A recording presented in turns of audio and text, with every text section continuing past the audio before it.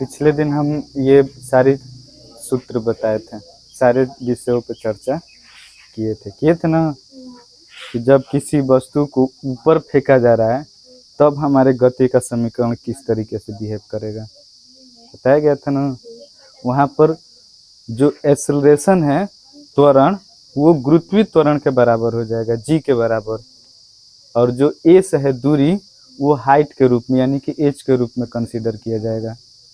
ठीक, अब देखो, जब बॉल को या किसी वस्तु को ग्रेविटी एक्सेलरेशन के अगेंस्ट फेंका जा रहा है, यानी कि नीचे की तरफ हमेशा लगता है, डाउनवर्ड्स। जो गुरुत्वीय त्वरण है वो क्या, केंद्र की तरफ लगता है, पृथ्वी के केंद्र की तरफ, हमेशा नीचे की तरफ। अगर हम उसके विरुद्ध कोई काम करेंगे या गुरुत्वीय त्वरण या किसी चीज को फेंकेंगे तो जी का मान क्या होगा, माइनस के रूप में होगा, जी का मान माइनस के रूप में। ठीक, देखो सवाल ये कह रहा है कि a ball is thrown vertically upwards with a velocity of 30 metre प्रति सेकेंड, यानी कि एक गेंद को 30 मीटर प्रति सेकेंड के वेग से ऊपर की तरफ, ऊर्ध्वाधर एकदम बिल्कुल ऊपर की तरफ क्या किया जा रहा है, फेंका जा रहा है। पूछ रहा है कि 4 सेकेंड के बाद वो कितनी ऊंचाई तक पहुंचेगा। नीचे से हम उसको 30 मीटर प्रति सेकेंड की रफ्तार से फेंके हैं, तो फेंकने के बाद वो 4 सेकेंड के बाद वो कितनी हाइट तक पहुंच जाएगा।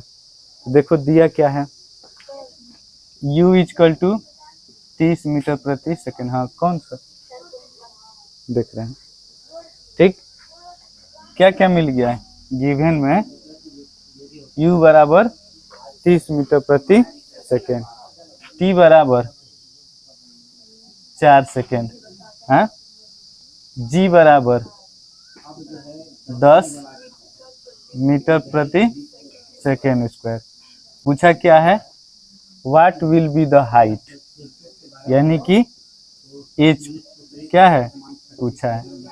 बोले थे ना कि 4 चीजों में से कोई 3 चीज दिया रहेगा, एक चीज मिसिंग रहेगी, उसी को हमें फाइंड आउट करना है, हाँ? तो कौन सा समीकरण लगेगा,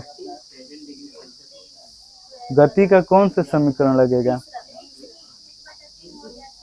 गति के तीसरे समीकरण में टी है, तो कैसे तीसरा, दूसरा लगेगा। दूसरा क्या होगा, h बराबर ut plus half gt square, यही होगा ना। अब देखो g का मान हम माइनस में लेंगे, क्यों लेंगे, क्योंकि गुरुत्वीय त्वरण के विरुद्ध फेंका जा रहा है। जब ऊपर से नीचे की तरफ छोड़ता तो गुरुत्वीय त्वरण भी लगता, और उसका वेग से, जिस वेग से छोड़ा जा रहा है वो भी लगता, जिस त्वरण से छोड़ा जा रहा है वो भी लगता। तो इसमें जब गुरुत्वीय त्वरण के अधीन गिरे तो g का मान पॉजिटिव, अगर उसके विरुद्ध काम कर रहे हैं, अगेंस्ट, तो g का मान निगेटिव में लेना है, पीछे बताए हैं। तो अब देखो h पूछा है, u क्या है 30 गुणे 4, प्लस 1/2, ये हो जाएगा माइनस 10 गुणे 4 के स्क्वायर, कितना हो जाएगा 120।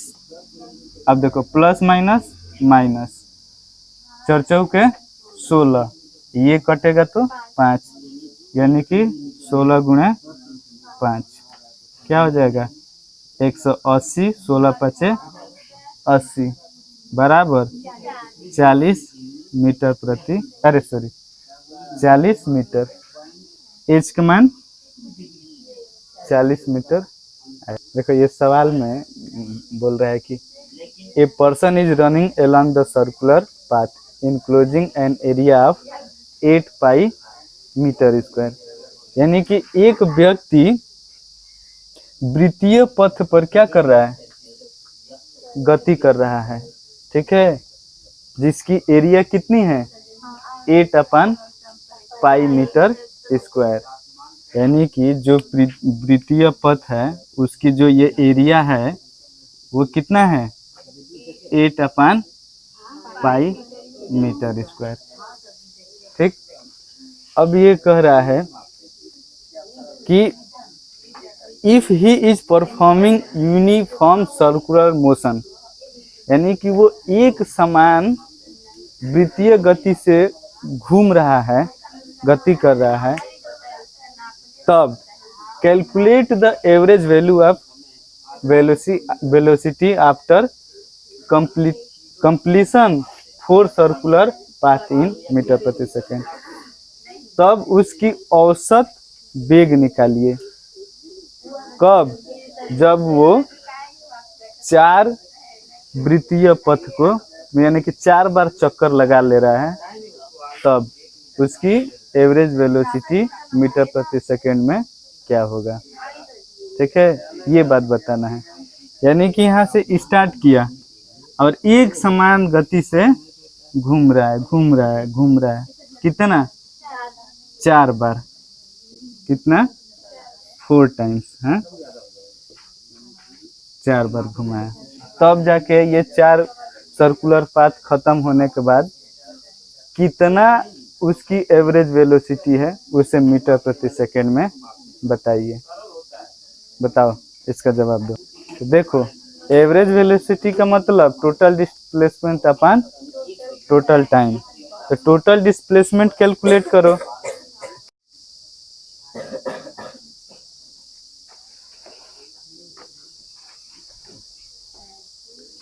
चलो देखो,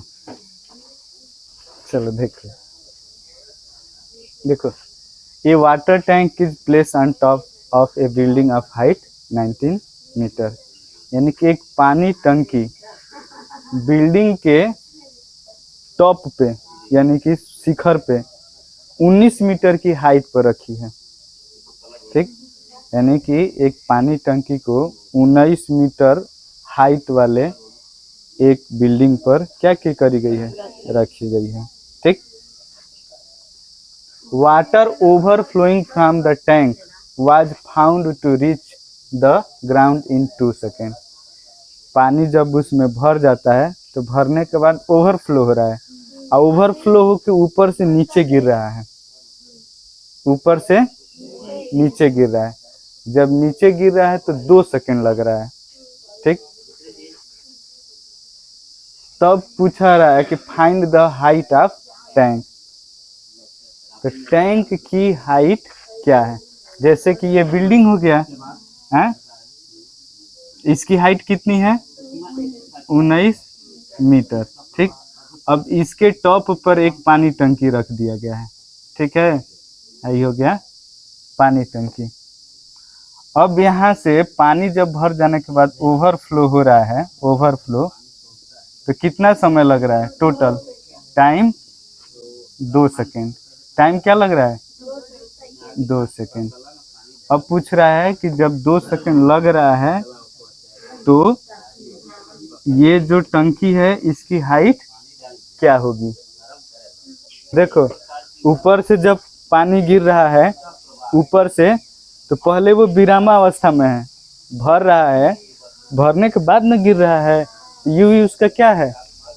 यू क्या है? 0। जी क्या होगा? 10। टी कितना है? 2 सेकेंड। पूछ क्या रहा है? हाइट पूछ रहा है। कौन सा फार्मूला लगाओगे? h बराबर हाफ GT²। ये तो 19 मीटर इसलिए दिया कि टोटल जब हाइट मिलेगा तो उसमें से बिल्डिंग का हाइट घटा देंगे, तो इसकी क्या है, ये पानी टंकी की हाइट पता चल जाएगा। तो इस u 0 है तो ut वाला टर्म 0 हो जाएंगे। h बराबर हाफ GT² है, तो 1/2 गुणे 10 गुणे 2 गुणे 2 होगा ना। 2 से 2, h बराबर 20 मीटर। अब देखो, बिल्डिंग का कितना हाइट है? 19 मीटर।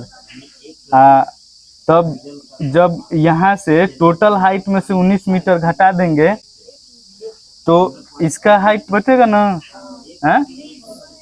यानी कि ये देखो total HEIGST height is equal to HEIGST height of क्या water tank plus height of building होगा ना, हाइट ऑफ बिल्डिंग। तो हाइट ऑफ वाटर टैंक निकालना है, हाइट ऑफ बिल्डिंग दिया है, टोटल हाइट है, टोटल हाइट कितना है 20 है, ये हाइट ऑफ वाटर टैंक यही निकालना है। तो इसको x लिख देते हैं, उतना बड़ा नहीं। अब प्लस 19 इसको इधर करेंगे तो x बराबर क्या होगा 20 माइनस 19 बराबर 1 metre.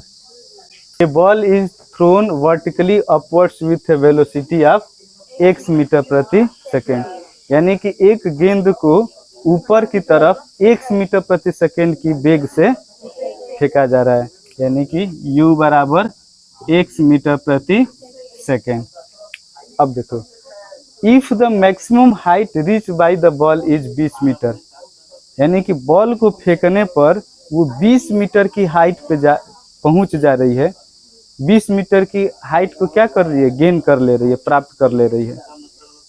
Then calculate the value of x in metre प्रति सेकेंड, तब वैल्यू का जो मान वेलोसिटी का जो मान है वो मीटर प्रति सेकेंड में बताइए।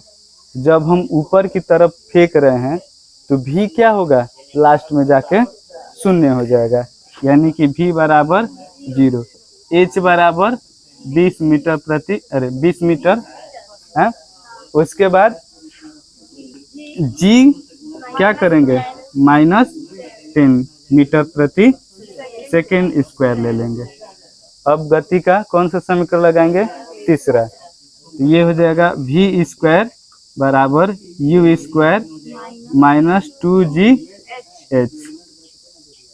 ग्रेविटी एक्सेलरेशन के अगेंस्ट काम कर रहा है तो माइनस है। अब देखो v का मान क्या है 0, u स्क्वायर का मान u बराबर x है, u स्क्वायर क्या हो जाएगा x square minus 2 into 10 into 20, तो क्या हो जाएगा x स्क्वायर इक्वल टू 400। तो x इक्वल टू क्या होगा √400 बराबर 20 मीटर प्रति सेकेंड। हो गया आगे समझ में।